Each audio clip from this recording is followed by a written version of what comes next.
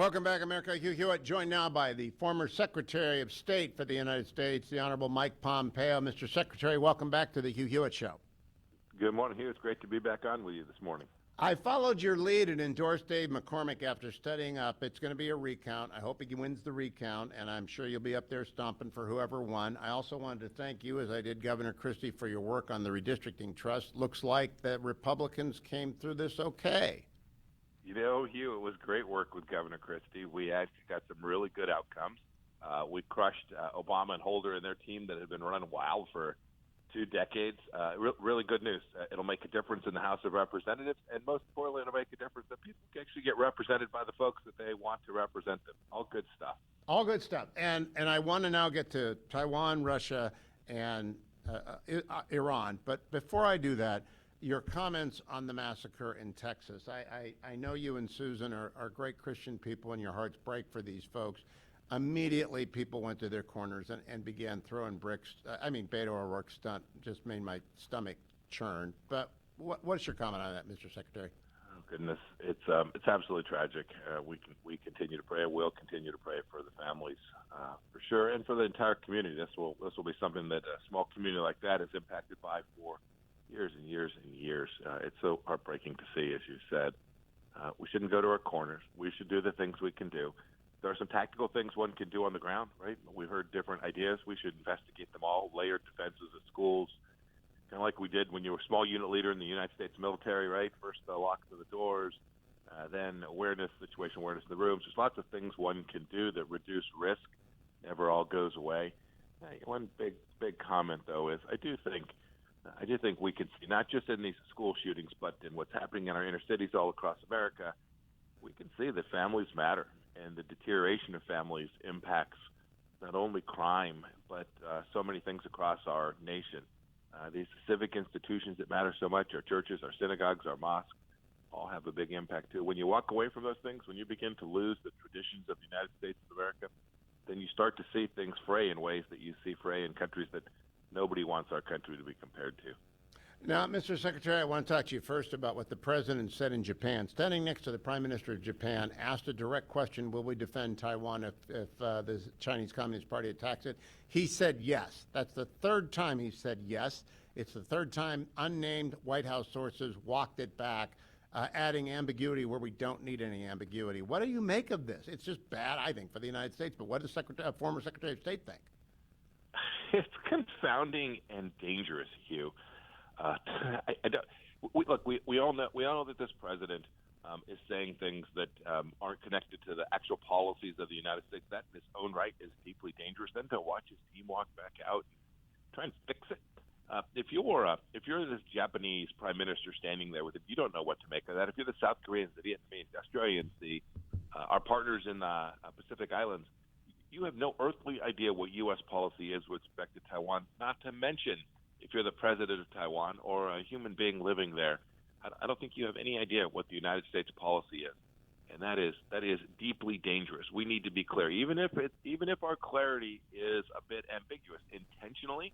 What we don't know is what the intentions are for the United States of America today with respect to supporting the Taiwanese people. So all we can turn to is deeds, not words, Hugh, because you can't make sense of the muddle from what they've said. The deeds need to reflect that Taiwan is, in fact, a sovereign, independent nation. We should support them with all the tools they need to do, much as the Ukrainians have done, and defend their own nation. I know that they'll fight. I know that they'll do that. And when we provide those, then the world will see that America is serious about helping Taiwan protect its own nation state. Now, Secretary Pompeo, Secretary Esper, one of your colleagues in the cabinet, had come out with a book that I'm not going to read it, but I read the reports about his rather confusing stances on naval power. And you're an Army guy. I think we need to get the Navy up. The current administration is simply flummoxed on this as well. When we say defend Taiwan, does that mean more ships, more weapons to Taiwan? What's in your mind? Because you know these people that they're up against, and you know they're Taiwanese. Absolutely. It means capability to defend their ports and harbors. Equipment in and around ports and harbors. It means air defense systems. It means intelligence and communication systems, too. One of the things we were slow to provide the Ukrainians was the ability to know what their adversary was doing. This is different. That means that the United States should go out and build a real no BS Navy. I almost said a bad word on your air this morning, Hugh. We need to go build a Navy that is fit for purpose in the Pacific today to meet the threats that are in front of us today. Frankly, we didn't get this done in the Trump administration. We began to turn the tide, to begin to put the resources against the problem in a way that was serious. But I know our U.S. Navy needs those tools. Our Space Force needs its tools too. Think cyber as well. All of those things are the way that we will confront, at least as a kinetic and military matter, confront the Chinese Communist Party. And when we do that and get the economics right, Taiwan's got a real shot. And most importantly, freedom and democracy and people who want simple sovereignty for countries around the world will have a shot as well. Now, I've talked with you before about the decision by Putin to invade Ukraine. You're a tank guy, though. I'm sure you saw them trying to cross the river with pontoons and tanks and being destroyed by artillery provided by NATO allies. What is your prognosis? What do you think is going to happen there? And is there an exit strategy for Putin? Oh, goodness. No, this is going to – you're seeing the end in one sense, right, Hugh? We are seeing how this plays out. That's not because of anything that the Ukrainians have done, but because of Vladimir Putin's long-term intention. The destruction of the Russian army has been something to witness. No one could have predicted that, I don't think. I certainly know Vladimir Putin, the person who would have known his own forces best, couldn't have predicted it. But he's not going to change his ways. His mission set to expand Russia. Think Peter the Great. I think a lot of history with the Soviet Union. There's no doubt Vladimir Putin's intentions aren't going to change. And so this conflict goes on. And whether there's a momentary slowdown or a temporary ceasefire, Vladimir Putin's mission set to expand Russia won't change. And so you're going to continue to see this conflict. And it requires the West, mostly Europe, but America as well, to actually establish real deterrence that convinces Vladimir Putin that kinetic actions, military action, is just going to be too costly for him. We haven't done that yet. You look at the ruble today. I haven't checked it this morning, but it's as strong as it was before he invaded Ukraine. That demonstrates that the sanctions that have been put in place aren't remotely serious. Mr. Secretary, you're one of the few Americans who've dealt face-to-face with President Erdogan of Turkey. He has objected to Sweden and Finland joining NATO. I'm sure you're in favor of Sweden and Finland joining NATO. Tell us about President Erdogan and what you expect and what the advice you would give to Secretary Blinken about bringing him around. I think Erdogan will come to see that being the sole holdout to deny these two nations their entrance into NATO is not in his own personal best interest or Turkey's best interest as well. So I think they'll ultimately get there. Look, he's frustrated. I get it. And some of these frustrations are valid.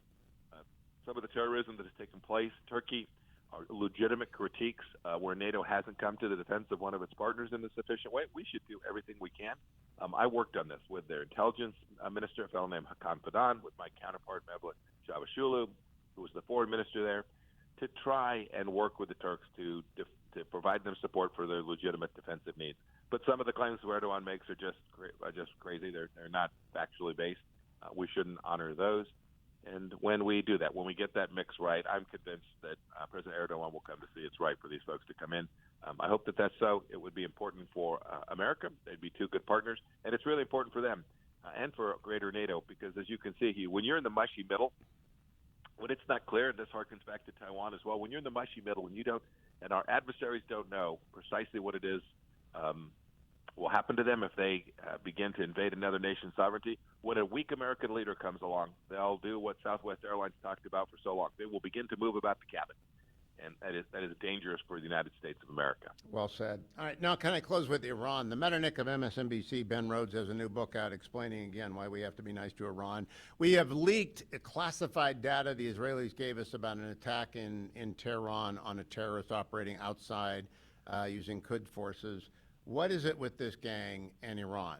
Both the Obama years and now the Biden years, they are trying to woo a terrorist state that doesn't want to be wooed and can't say it. I mean, just read what they say. It's unexplainable to me. I actually was just in Albania. I met with some of the Iranian resistance. Amazing stories of people inside Iran. Even as we were on the show this morning, people inside of Iran protesting, demanding their basic rights. They're being punished by the Iranian internal security forces.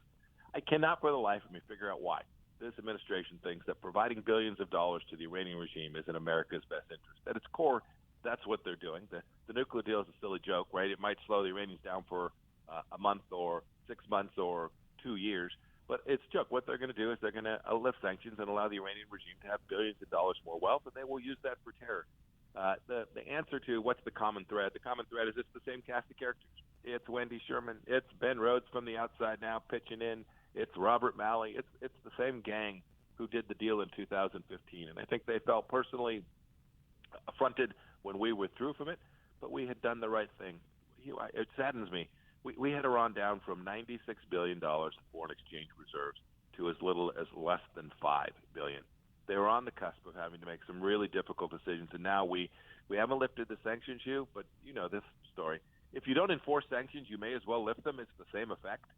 Sanctions without enforcement are meaningless, and we've already stopped, essentially, enforcing most of the Iranian sanctions on their crude oil shipments, and they are wealthier today. Their GDP grew faster than ours did over the last 12 months. That is tragically dangerous for our nation-state friend, Israel. It's bad for the Middle East and our Gulf state partners there as well. And it's really bad for the American people because this increases the risk that someday something really difficult will happen in the Middle East and we may have to send our boys and girls to fight. This is tragic. Secretary Pompeo, last question. CAVPAC is out there working. I think you have a pretty good record of backing candidates. A lot of veterans are out there.